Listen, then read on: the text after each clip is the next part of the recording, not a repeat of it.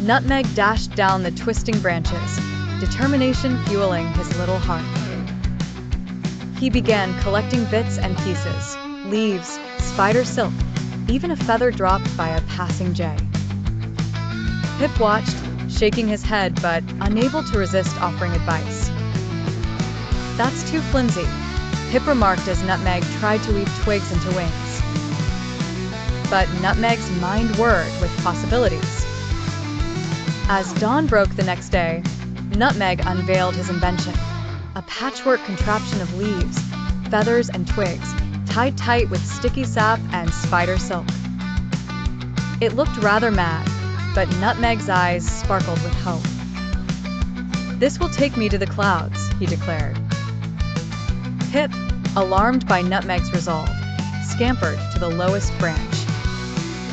"If you must try, at least do it from here, less falling." Ignoring Pip's worry, Nutmeg strapped himself in, climbed to a high branch, and balanced on a knot. Clearing his throat, he called, "I believe I can fly." Puffing out his chest, he leapt. The world spun as Nutmeg plummeted, his wings flapping wildly, but carrying him not up, but sideways. He crashed into a cluster of bramble, startling a family of sparrows. He blinked, dazed, his wings in tatters. Pip hurried over, half concerned, half relieved. "You flew all right, straight into trouble." Nutmeg paused at Pip's warning, but determination pushed him on. He thought about flying, truly flying, not just falling but gliding, soaring, effortlessly crossing the forest canopy. The dream had taken hold, stronger than fear. He wrapped the dandelion fluff cape tightly around his shoulders. Each step along the oak's limb was accompanied by Pip's anxious chirr, a harmony of caution. Nutmeg glanced down at the world below, a patchwork of greens, yellows, and browns, with sunlight spilling between the branches. "Here goes," he said, trying to sound brave. He leapt. For a glorious heartbeat, Nutmeg felt buoyant, held aloft by hope. The dandelion seeds shimmered, catching the light like tiny stars. But hope faded as the cape twisted and tangled. The seeds whirled away with the breeze. Instead of flying, Nutmeg spun and tumbled, landing in a heap amid a patch of wild violets. Pip scrambled down, eyes wide. "Are you all right?" Nutmeg grinned, picking seeds from his fur. "I think I learned something. It's not just about what you wear, it's how you move, how you catch the wind." They sat together in the dappled sunlight, Nutmeg's dreams bruised but not broken. Pip, seeing the unwavering sparkle in Nutmeg's eyes, had to smile too.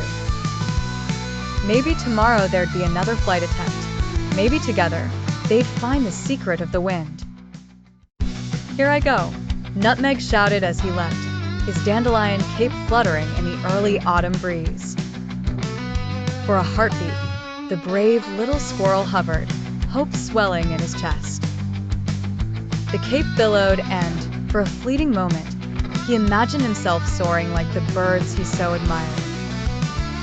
But nature is seldom kind to experiments born untested. Without warning, a sly gust tore through the clearing, shredding Nutmeg's makeshift wings into delicate seeds that caught the wind far better than he ever could. Tumbling through the air, Nutmeg pinwheeled helplessly, bouncing from branch to branch with a series of undignified thuds until, almost mercifully, he landed headfirst in a bramble bush. For a moment, all was silence except the autumnal rustling of leaves and his steady, disappointed sighs. "Okay," Nutmeg muttered, gingerly rubbing a bump on his head. Back to the drawing board. The forest shifted under autumn's spell, trees shedding flame-colored leaves and gold-tinged shadows moving with the waning day. Nutmeg perched on a rounded stone, shoulders slumped. His gaze followed a kaleidoscope of butterflies that floated effortlessly above the wildflowers, their wings flashing with every hue of the late summer sun. "Why is it so easy for them?" Nutmeg whispered, his childlike wonder tinged with envy. From the depths of a nearby oak, a resonant, unhurried voice rumbled through the thinning air. "Because they are built for it, little one." Nutmeg craned his neck, his fluffy tail twitching. There, perched among the russet leaves, was Oliver, the venerable owl who watched the world with slow, knowing eyes. Wisdom lined the feathers of his face. "I've tried sticks and leaves and even feathers," Nutmeg squeaked. "Nothing works. Will I never fly?" Oliver blinked once, tilting his head. "Sometimes," he said, "flight is not about wings. It's about seeing the world from new heights. You already do that every time you dare to dream. And when you tumble, you always get up. And that, my little friend, is a kind of flying too." Nutmeg sat in thoughtful silence, the butterfly dance sparkling in his reflection, as a gentle autumn breeze nudged a single dandelion seed skyward, free and unburdened at last. Nutmeg scampered to the edge of the clearing, paws trembling with anticipation. He peered into the dimness of the whispering pines, his heart fluttering like a trapped moth. The flying squirrels darted and soared, their silken flaps shimmering in the golden rays of evening. Hoping to catch their attention, Nutmeg called out, "Hello, I am Nutmeg from the old oak. I wish to learn how to glide."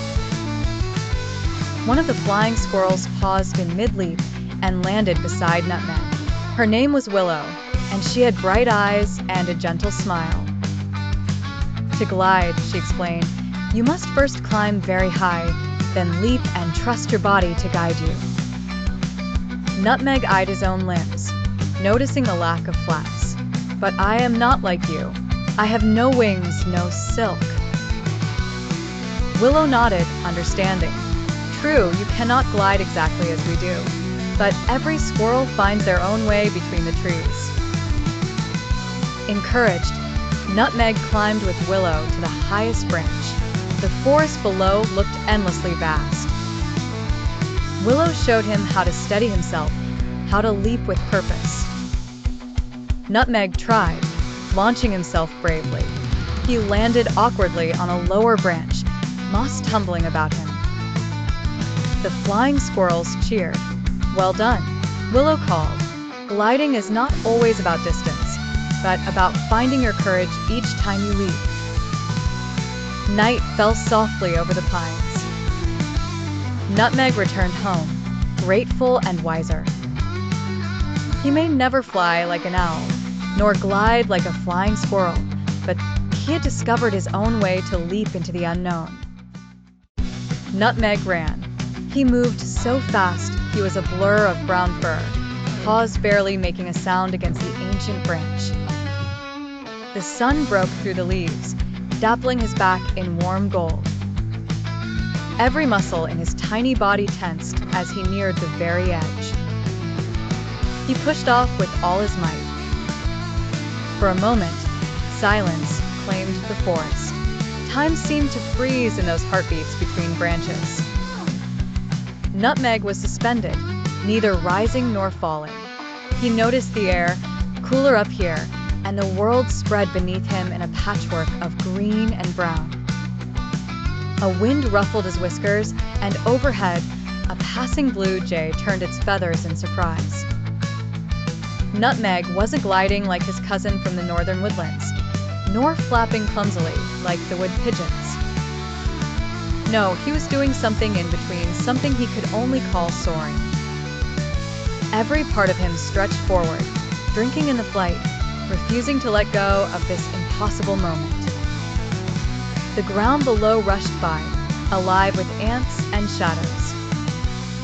Nutmeg spied Pip clinging to a halfway branch on the great oak, jaw dropped in glee. He saw the glint of a spider web shimmering in a sunbeam. The clouds above, usually untouchable, seemed impossibly close. Gravity returned, as it always does. Nutmeg landed on a slender elm branch with a muffled, breathless thud. Spark scraped his paws, but he held fast, a laugh bubbling out of him. He leaned back to hear Pip's cheer, distant but triumphant. Wow, that was amazing,